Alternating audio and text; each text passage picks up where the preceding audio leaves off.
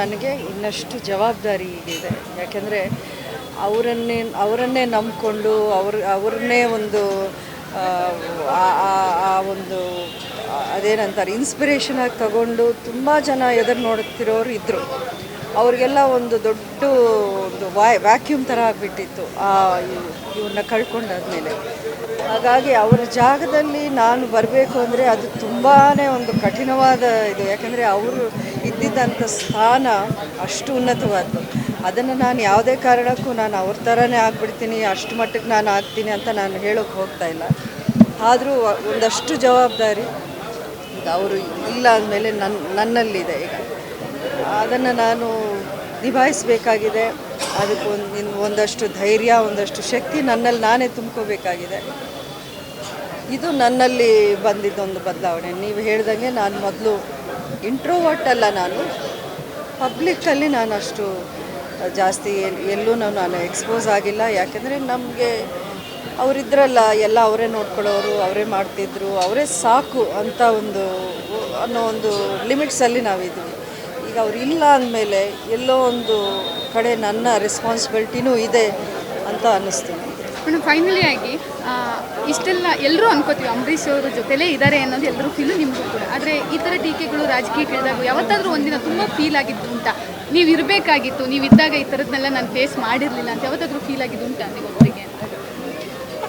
ಇರಬೇಕಾಗಿತ್ತು ಅಂತ ಪ್ರತಿ ಕ್ಷಣನೂ ಅನ್ಕೋತೀವಲ್ಲ. ಅವರಿದ್ದರೆ ಹೀಗೆಲ್ಲ ಇರ್ತಿತ್ತು, ಹೀಗೆಲ್ಲ ಇರ್ಬೋದಾಗಿತ್ತು.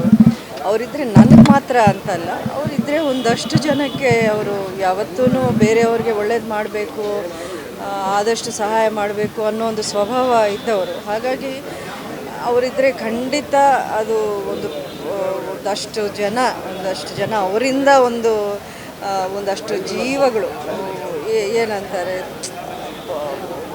ಅವರ ಒಂದು ಲೈಫಲ್ಲಿ ಇವರು ತುಂಬಾ ಒಂದು ಚೇಂಜ್ ಮಾಡಿ ಒಂದು ಕನೆಕ್ಟ್ ಮಾಡುವಂಥ ಒಂದು ಪರ್ಸ್ನಾಲಿಟಿ ಇತ್ತು. ಅದು ಖಂಡಿತ ಎಲ್ಲರೂ ಮಿಸ್ ಮಾಡ್ಬೋದು. ಏನಂದರೆ ಈಗ ರಿಸಲ್ಟ್ ಬರೋಕ್ಕೆ ಇನ್ನೂ ಟೈಮ್ ಇದೆ, ಬಟ್ ಆದರೂ ಕೂಡ ಈ ನಡುವೆ ಸುಮಲತಾ ಅವರು ಗೆಲ್ತಾರೆ ಅಂತ ಸಾಕಷ್ಟು ಬೆಟ್ಟಿಂಗ್ಗಳು ನಡೀತಿದೆ. ಈ ಥರದ್ದೇ ಒಂದು ಬೆಟ್ಟಿಂಗ್ ಇರುತ್ತೆ, ಅದ್ರ ಬಗ್ಗೆ I am totally against it. ನಾನು ಇದನ್ನು ಎಂಕರೇಜ್ ಮಾಡಲ್ಲ. ನಾನು ರಿಕ್ವೆಸ್ಟ್ ಮಾಡಿದ್ದೀನಿ ಆಗಲೇ, ಪದೇ ಇನ್ನೂ ರಿಕ್ವೆಸ್ಟ್ ಮಾಡ್ತೀನಿ, ದಯವಿಟ್ಟು ಬೆಟ್ಟಿಂಗ್ ಮಾಡಿ ನಿಮ್ಮ ಒಂದು ಇದನ್ನು ಲೈಫ್ನ ರಿಸ್ಕ್ ತಗೊಳ್ಬೇಡಿ ನೀವು. ಅದು ಯಾಕೆಂದರೆ ಇಟ್ಸ್ ನಾಟ್ ವರ್ತ್ ಇಟ್. ಇದು ಒಂದು ಎಲೆಕ್ಷನ್, ಅದಾದಮೇಲೆ ನಿಮ್ಮ ಜೀವನ ನೀವು you are responsible for your own life.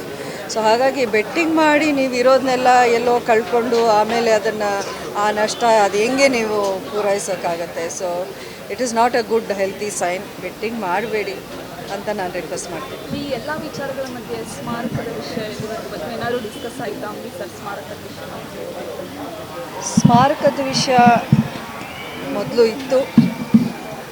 ಆವಾಗಲೂ ಅವರು ಅಂದರೆ ಅದರ ಬಗ್ಗೆ ಏನೋ ಒಂದು ಪ್ರೋಗ್ರೆಸ್ ಅಥವಾ ಬಡ್ಜೆಟಲ್ಲಿ ಪ್ರಸ್ತಾಪ ಮಾಡೋದು ಆಗಿಲ್ಲ. ಬಟ್ ಅವರು ಈ ಎಲೆಕ್ಷನ್ ಟೈಮಲ್ಲಿ ಒಂದು ಮಾತನ್ನ ಹೇಳಿದ್ದಾರೆ, ವಿಷ್ಣುವರ್ಧನ್ ಅವರ ಸ್ಮಾರಕವನ್ನು ಮಾಡ್ತೀವಿ ಅಂತ. ಈಗ ಡಾಕ್ಟರ್ ರಾಜ್ ಅವ್ರದ್ದು ಇನ್ನೂ ಫುಲ್ಫಿಲ್ ಆಗಬೇಕು. ಸೊ ನಾನು ರಿಕ್ವೆಸ್ಟ್ ಮಾಡ್ಕೊಳ್ಳೋದೇನೆಂದರೆ, ಮೊದಲು ಡಾಕ್ಟರ್ ರಾಜ್ ಅವ್ರದ್ದು, ವಿಷ್ಣುವರ್ಧನ್ ಅವ್ರದ್ದು ಮಾಡಲಿ ಫಸ್ಟ್, ಅವ್ರದ್ದೇ ಮಾಡಲಿ ಫಸ್ಟ್ ಅಂತ ನಾನು ಸರ್ಕಾರದವ್ರನ್ನ ರಿಕ್ವೆಸ್ಟ್ ಮಾಡ್ತೀನಿ. ಖಂಡಿತ ಅಂಬರೀಷ್ ಅವರ ಸ್ಮಾರಕವನ್ನು ಮಾಡಬೇಕು.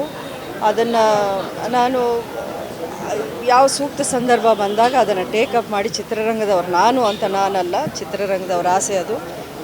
ಅದನ್ನು we want to take it forward. But ಸದ್ಯಕ್ಕೆ I think they should do as election ಟೈಮಲ್ಲಿ ಅವ್ರು ಹೇಳಿರೋದ್ರಿಂದ ಆ ಒಂದು ಭರವಸೆನ ಅವ್ರು ನಿಭಾಯಿಸಲಿ ಅಂತ ಕೇಳ್ಕೊತೀನಿ.